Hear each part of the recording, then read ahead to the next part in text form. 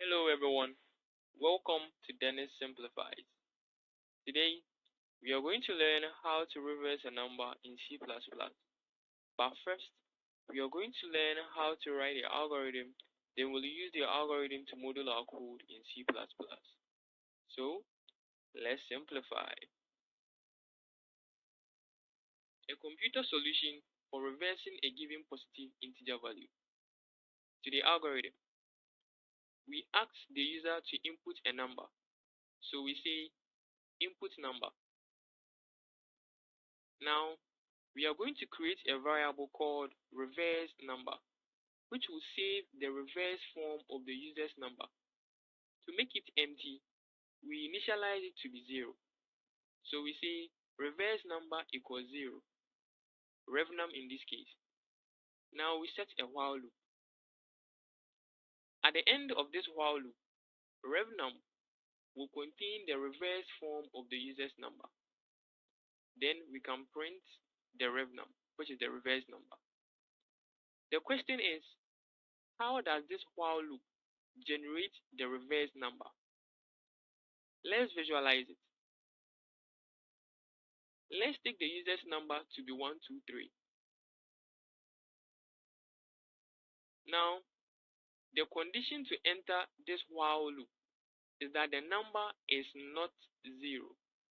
Clearly enough, 123 is not 0, meaning we can enter this while loop for the first time and run this block of codes.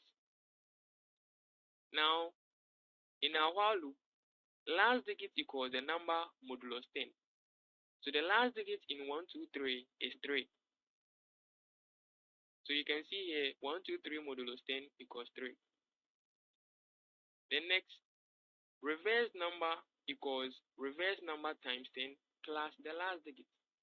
Remember, we initialize reverse number to be 0. So reverse number here will be 0. So we say reverse number times 10 plus the last digit, which is 3, giving us 3. Then next, we say divide the number by 10.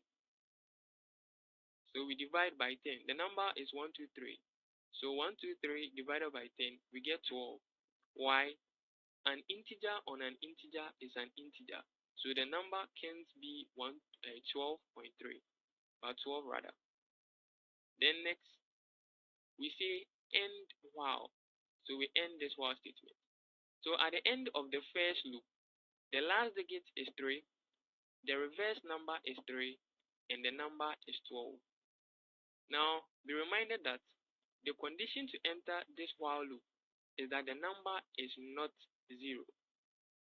Now, at the end of the first loop, the number is 12, meaning we can enter this while loop for a second time and run this block of codes.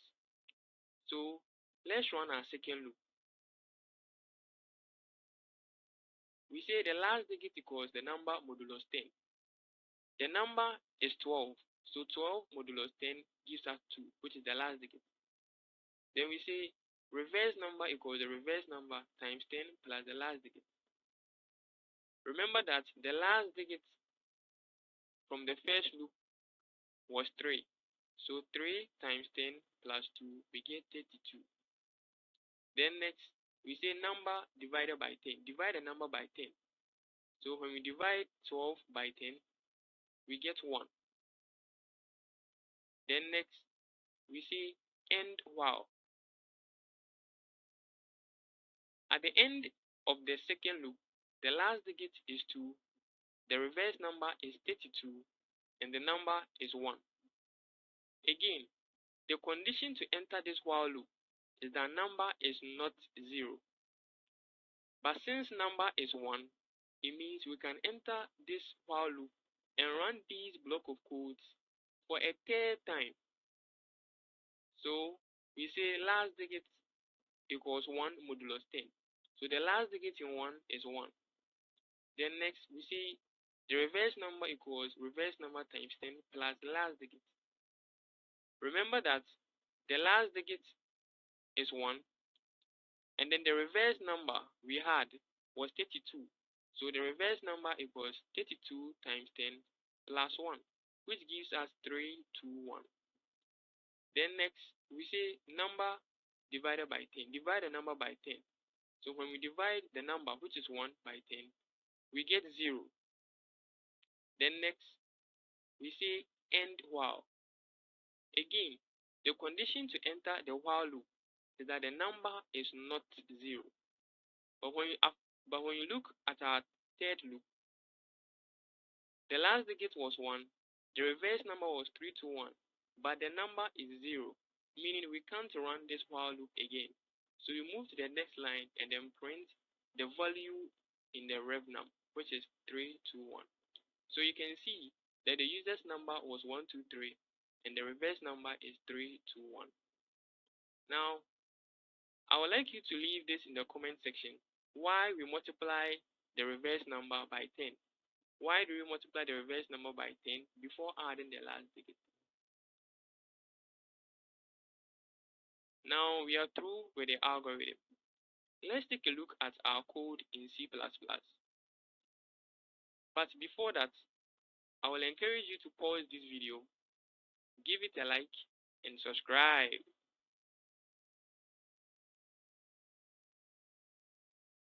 Now to our code in C++. In our int main function, we declare number, rev num, and last digit as integers. At the same time, we initialize rev num to be 0. So we say int number, rev num equals 0, last digit. On the next line, cout in quotation marks, enter a number. So as a string, the computer should display enter a number. On the next line, in number, the user should input the integer value of number. On the next line, we set a while loop, the condition being that number is not equal to 0. That is, the number is not 0. If the number is not 0, you should execute this block of code. Last digit equals number modulus 10. Rev num equals rev num times 10 plus last digit.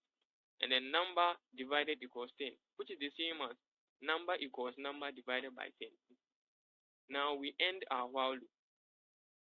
Outside our while loop, cout in quotation marks, that is as a string, reverse, and then the computer should attach the integer value that rev num holds to this reverse and then end line. Then from there, system pause is greater than 0. This is to ensure that only the information we need should be displayed when we run our code. Then per custom, we return 0. Now, let's input a value for number and see how our code will run.